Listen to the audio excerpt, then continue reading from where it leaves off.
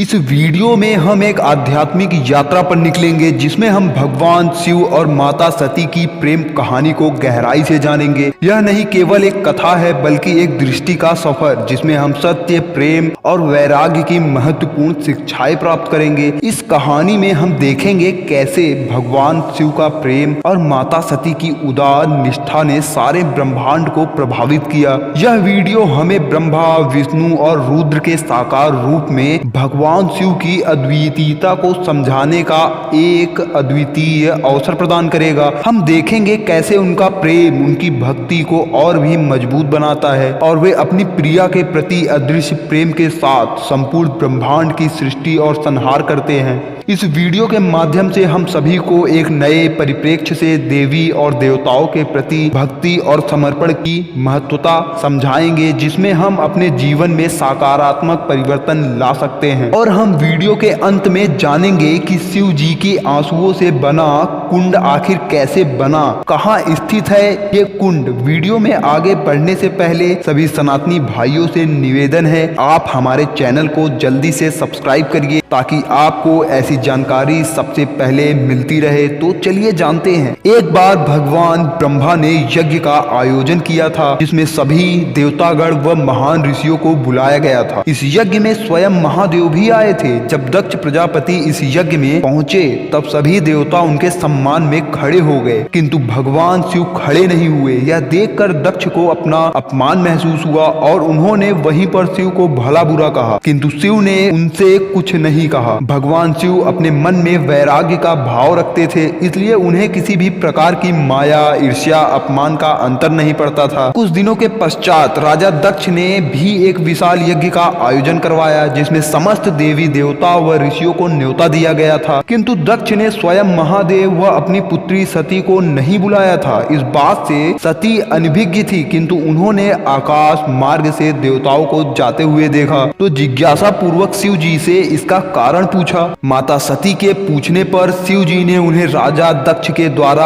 आयोजित किए गए यज्ञ की बात बताई। तो माता सती ने उनसे पूछा कि क्या इस यज्ञ में हमें नहीं बुलाया गया। शिव जी ने उनसे उस दिन की सारी बात सती जी को बताई और कहा कि वे हमसे ईर्ष्या व द्वेष भाव रखते हैं, इसलिए हमें वहां नहीं बुलाया गया है। सती जी यह सुनकर आहत हुई, किंतु उस यज्ञ में उनकी सभी बहनें इत्यादि आने वाली थी, इसलिए वे उस यज्ञ में जाना भी चाहती थी। भगवान शिव जी ने उन्हें बिना बुलाए वहां जाने पर मना किया, किंतु सती जी के बार बार आग्रह करने पर वे मान गए तथा उनको जाने की अनुमति दे दी। वहां पहुंचकर सती ने देखा कि उन्हें देखकर उनके पिता को बिल्कुल भी प्रसन्नता नहीं हुई। इसी के साथ माता सती ने यज्ञ स्थल पर भगवान शिव जी का स्थान न देखकर नाराज हो गई। उन्होंने अपने पिता दक्ष से इसका कारण भी पूछा तो उन्होंने भगवान शिव जी का अपमान किया। राजा दक्ष ने शिव जी को भरी सभा में भगवान मानने से मना कर दिया और कहा कि वह तो भूतों के राजा है जो पहाड़ों पर नग्न अवस्था में रहते हैं। वह मेरी पुत्री को भी बिना गहनों व श्रृंगार के रखते हैं। अपने पति का सभी के सामने ऐसा अपमान देखकर सती अत्यंत क्रोधित हो गई। सभा में शिव के अपमान के बाद भी समस्त देवता व ऋषियों के चुप रहने के कारण उनका क्रोध अत्यधिक बढ़ गया।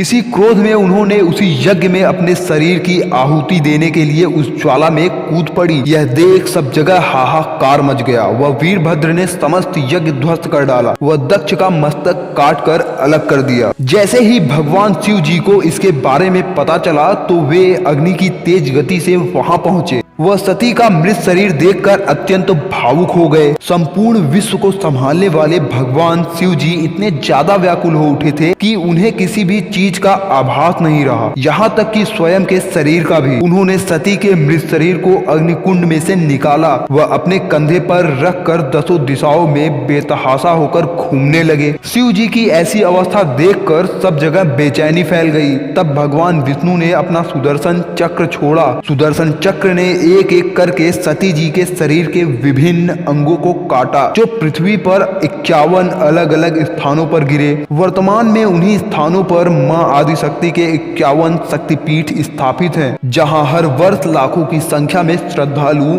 आते हैं। इसके बाद भगवान शिव जी माता सती जी की याद में इतना रोए थे कि उनके आंसुओं से 2 कुंड का निर्माण हुआ। जिसमें एक कुंड राजस्थान के पुष्कर में स्थित है तो दूसरा कुंड पाकिस्तान के कटास राज मंदिर में। इसके बाद भगवान शिव जी ने सभी प्रकार का वैराग्य त्याग दिया, वह चीर साधना में चले गए। तो आपको कमेंट में जय भोलेनाथ जरूर लिखना है और हमारे चैनल को सब्सक्राइब करके बेल आइकन जरूर दबाएं ताकि भक्ति से जुड़ी ऐसी बहुत सी वीडियोस आप तक सबसे पहले पहुंचे।